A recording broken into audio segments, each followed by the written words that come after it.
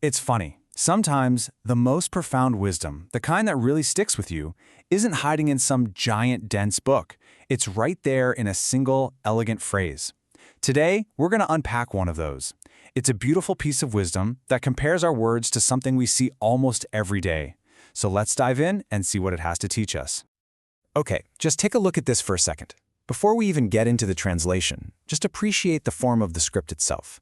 This is Khmer, the language of Cambodia, and there's this incredible flow and beauty to it, which actually is the perfect introduction to what it means. And here it is. Simple, right? True words are like flowers.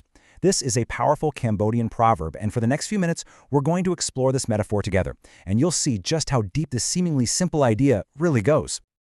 So, to understand the flower, you've got to start with the seed. It makes sense, right? Every single word we speak, every conversation we start, it all begins with something small. It begins with an intention. That thought, that feeling you have right before you speak, that's the seed. And you have to ask yourself, what kind of seed is it? Is it a seed of kindness? Or maybe a seed of anger or wisdom? Because the quality of that tiny initial seed is going to directly determine what kind of word eventually grows from it. So there's this direct cause and effect, this connection you just can't break.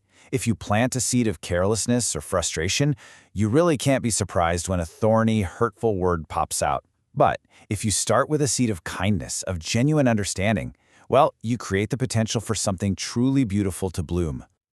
Okay, so we get the whole seed thing. Now let's talk about what happens when it grows. This really gets us to the heart of the proverb. What does it mean for a word to bloom like a flower? And when you break it down, the comparison is just perfect. Think about it. A flower has beauty, right? Well, a true word has eloquence, it has grace. A flower has this amazing fragrance that can fill a whole room. A kind word has a positive impact that can completely change the atmosphere around you. We give flowers as a gift, and a well-chosen word, that's an offering of support, or love, or wisdom. And finally, they're both delicate.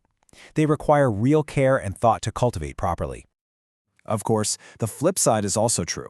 The proverb is telling us that if true words are flowers, then what about the harsh, untrue, or displain thoughtless words? Well, those are the thorns. They prick, they injure, and they create distance between people. But the focus always comes back to this positive ideal. This proverb isn't just a warning to avoid the thorns. It's an invitation.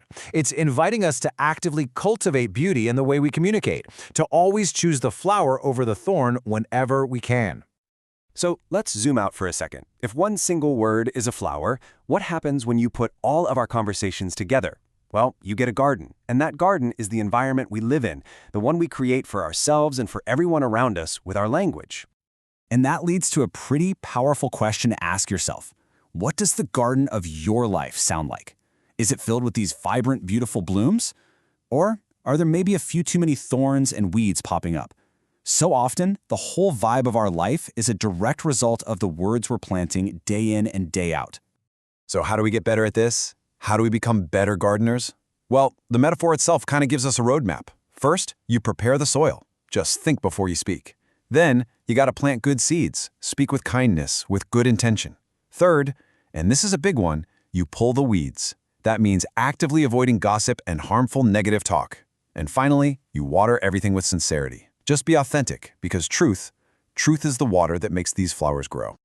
And here we are, at the final and maybe the most beautiful layer of this proverb. See, the effect of a flower isn't just in the moment you see it. It leaves something behind. Just think about the last time someone gave you a genuine compliment or offered a word of encouragement when you really needed it. You probably don't just remember the words they said, you remember the feeling you got. That feeling, that is the lasting fragrance. It's the positive impact that stays with a person long after the conversation is over. And really, that's what this all boils down to. The garden you grow, the fragrance you leave behind with people, that becomes your legacy. It's the sum of all the small, daily choices we make and how we speak to each other. So as we wrap this up, the proverb leaves us with a really simple, personal mission.